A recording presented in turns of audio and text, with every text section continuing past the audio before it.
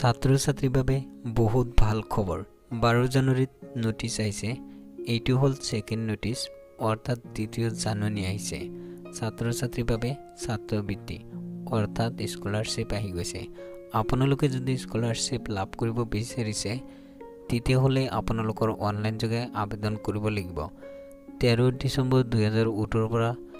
online আবেদন লোৱা হৈছে কিন্তু 12 জানুৱাৰীত এটা নতুন জাননী আহিছে আপোনালোকক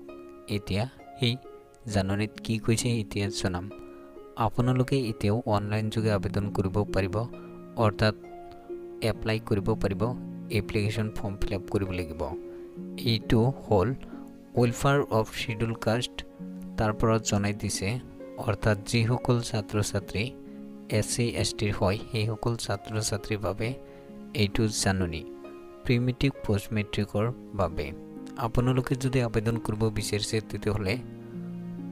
25th জানুৱাৰী 2019 অৰ্থাৎ 25 জানুৱাৰীৰ আগতে আপোনালোকৰ অনলাইন যোগে এপ্লাই কৰিব লাগিব অৰ্থাৎ ফৰ্ম ফিল আপ কৰিব লাগিব ফৰ্ম ফিল আপ কৰিবলৈ হলে আপোনালোকৰ ভিজিট হ'ব লাগিব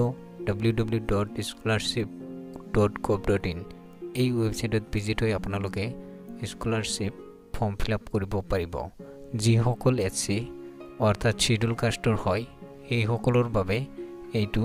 সেকেন্ড নোটিছ অৰ্থাৎ দ্বিতীয় জাননী আহিছে যদি আপোনালোকে এনে ধৰণৰ নতুন নতুন খবৰ পাব বিচাৰিছে তেতিয়া হলে মোৰ চেনেলটো সাবস্ক্ৰাইব কৰিব তেতিয়া আপুনি অতি সোনকালে লাভ কৰিব